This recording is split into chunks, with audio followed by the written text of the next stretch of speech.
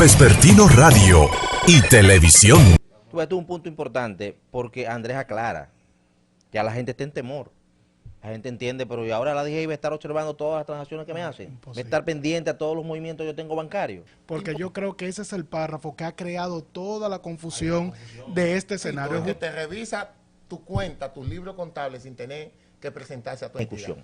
Correcto. Ya lo dijimos, la DGI, Andrés, José Adrián, Roberto, ha anunciado en diversas plataformas la intención, que todavía no es una realidad, es una intención que si lo dejamos se convierte en realidad. Y es de verificar, de poner un ojo en cada cuenta bancaria de los dominicanos. Andrés, que es un experto en banca, José Adrián, que también es un experto en la banca. A mí me gustaría que iniciemos por esta parte.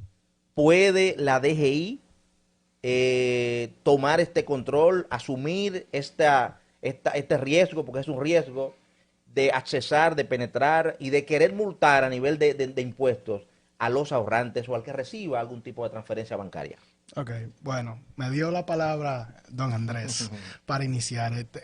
Tema importante ese justamente, y la respuesta simple y sencilla es que sí. De hecho, las normativas, las diversas normativas, tanto la ley tributaria, faculta la posibilidad de la administración, la Dirección General de Impuestos Internos, a solicitar información sobre movimientos en el caso de que se presuma que el contribuyente podría estar ocultando, eludiendo o evadiendo sus impuestos, ¿verdad? Sus ingresos que podrían conllevar al pago de impuestos. Eso se ha venido discutiendo últimamente, como tú has dicho, porque se ha dado el rumor de que se va a iniciar esta investigación.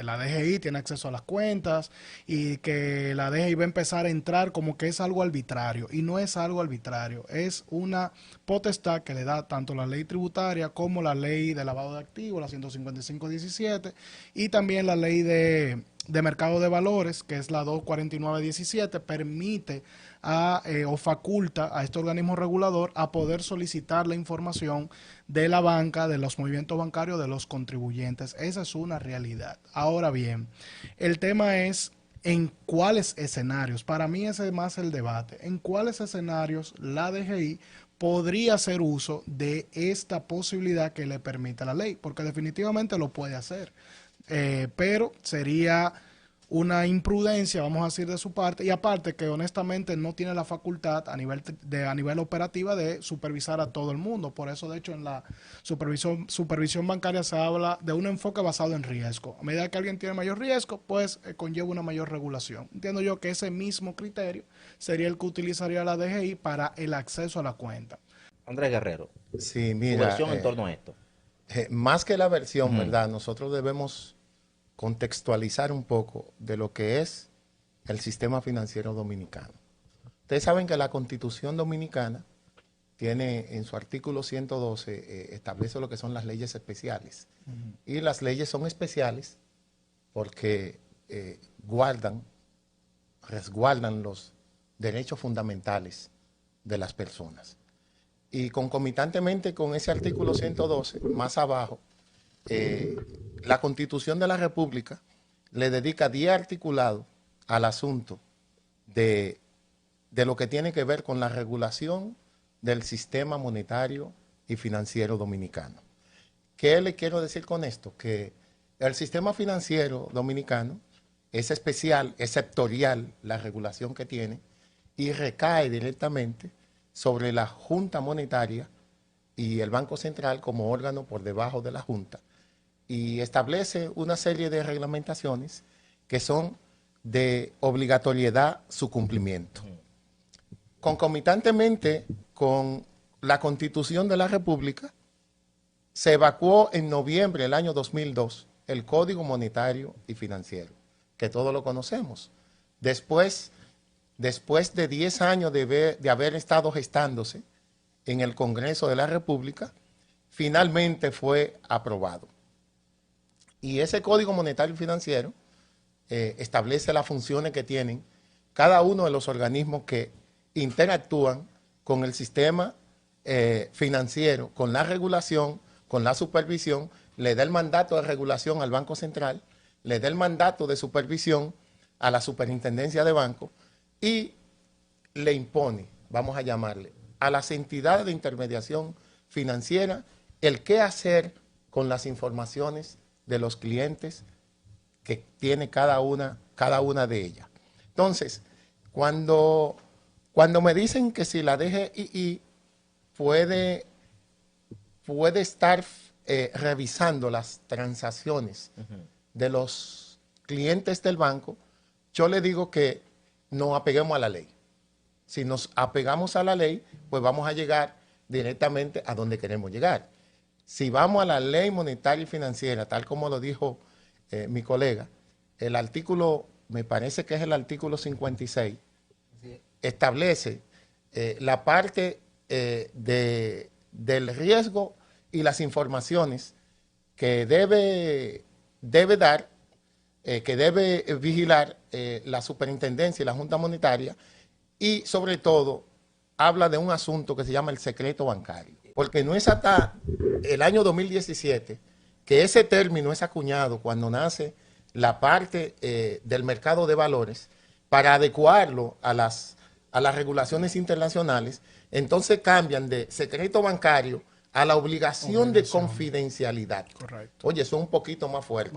¿Qué pasa? El secreto bancario estaba supeditado a la Junta Monetaria como órgano regulador, a la Superintendencia de Banco como órgano supervisor y a las entidades de intermediación financiera como dueño de la información de terceros. ¿Tú ves? Y cuando alguien quería una información, pues tenía que pedírsela a uno de esos y no estaba el ordenamiento jurídico bien establecido. Correcto. ¿Qué pasó en el 2017? Que para adecuar la legislación a todo lo que estaba pasando en el mundo, alrededor del mundo, pues se cambió la terminología. Ahora tenemos una obligación de confidencialidad y le dan la potestad ahora a otros estamentos para que tengan acceso de las captaciones, de las inversiones que tienen algunos clientes en las entidades de intermediación financiera y en los intermediarios de valores, pero con cierta normativa. Fíjate que en principio era la Junta Monetaria, la Superintendencia de Banco, las entidades de intermediación financiera, pero ahora la propia ley establece excepciones. Correcto. Hay excepciones que se pueden entregar esas informaciones a terceros. ¿Cuáles son esos terceros? ¿Cuáles? Bueno, mira, con el surgimiento de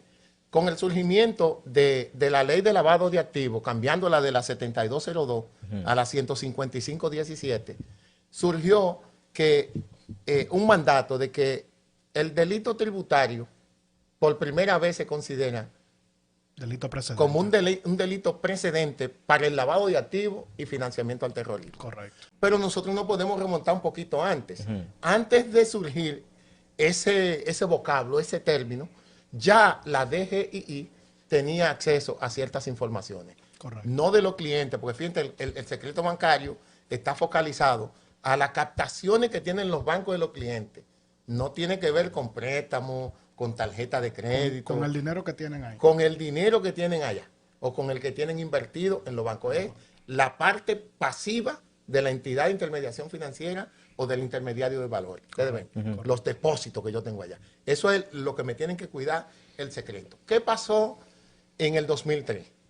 Bueno, una vez sale la ley, ustedes recuerdan que hubo una crisis financiera, una crisis bancaria. Sí, claro. La crisis de Baninter, que se fueron 5 bancos conjuntamente con Baninter. A esa crisis el Estado se invocó a preparar una reforma fiscal.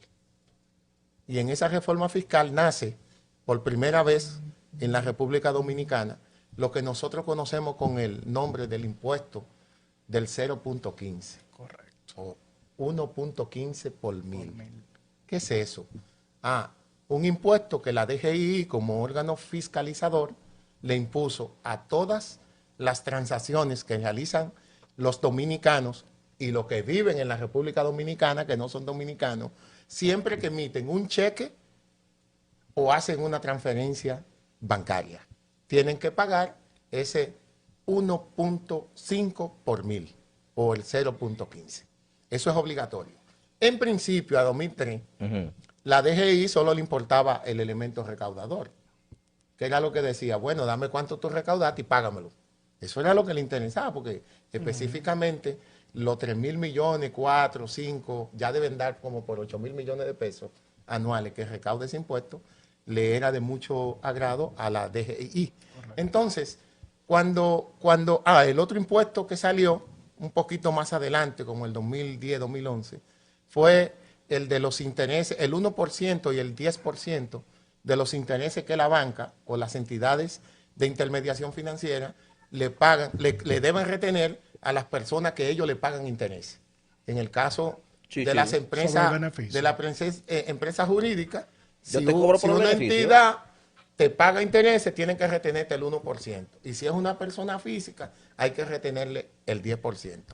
Hasta ahí, la DGI elaboró unos formularios específicos que era donde las entidades de intermediación financiera debían hacerle la transferencia. ¿Qué tenía? Bueno, el nombre de la persona que hizo la transacción, el monto del impuesto y así sucesivamente. Nada que ver con beneficiario final de una bendita transacción. Que ese elemento, quien lo trae a colación, es la ley de lavado de activos y financiamiento al terrorismo, que dice, bueno, ahora en esa transacción hay que identificarme el beneficiario final. ¿Qué es el beneficiario final? La persona que recibe unos recursos X, independientemente de que tenga que ver con una compañía o con una persona. Entonces, a la ley darle la prerrogativa de que hay que identificar el beneficiario final y que concomitantemente con eso, el delito tributario se constituye en un delito precedente del lavado de activos, la DGI dice, vamos a identificar el beneficiario final. Como lo hacen todas las entidades de intermediación financiera cuando van a captar a un cliente, que le hacen una debida diligencia, ustedes lo han escuchado. Sí, claro. Le hacen una debida diligencia, le preguntan hasta el primo hermano de la hermana que vive a 5 kilómetros. Y si es un PEPS, una persona políticamente expuesta, pues entonces una debida diligencia ampliada. Tiene que irse hasta el 5º o 6º grado de consanguinidad de las personas que están alrededor para poder identificar el riesgo asociado a los clientes. Hasta ahí vamos bien claro, ¿verdad que sí? Entonces, como a la DGI le dicen, identifícame el beneficiario final, se hace la modificación a la normativa vigente. Dice, mira, ya no es solo a la Junta, al Banco Central y a la Superintendencia que los bancos le van a dar informaciones. Hay excepciones. También se la puede dar a cualquier persona que él autorice por los medios de derecho que están vigentes en el país. Si él autoriza, entrégamele la información a X persona, la entidad se la puede dar por un mandato de un juez. Hay que entregarlo obligatoriamente por un mandato de un juez. Ahora sí. Y me parece que mi colega abogado leyó el articulado del 56. Cuando nosotros estuvimos discutiendo en la ABA, porque cuando esto resaltó, yo era el que iba a la asociación de bancos en representación de la entidad que yo trabajaba, que era el Banco de Reserva, todo el mundo lo sabe, a representar el banco. Y eso llamó mucho a colación a todos los representantes de banco, pero surgió entre nosotros la idea de que sí, que no podíamos dar la información, pero que teníamos que abrir una ventanilla. Y si él lee el articulado, va a encontrar una palabra ahí muy bonita, que la discutimos, que decía, sí, pero la DGI puede pedir información caso a caso. No es lo mismo tú estar monitoreando las transacciones financieras que tiene la banca de su cliente con tú pedir información caso a caso por un caso particular que la DGI esté investigando. Esto es un punto importante porque Andrés aclara. Ya la gente está en temor. La gente entiende, pero ¿y ahora la DGI va a estar observando todas las transacciones que me hacen? Imposible. ¿Va a estar pendiente a todos los movimientos que yo tengo bancarios?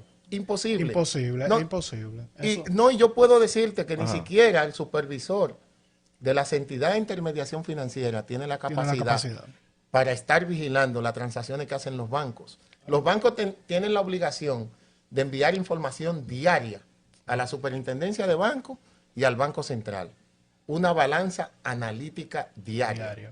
Oye, eso es un estado financiero con todo lo que requiere la norma internacional.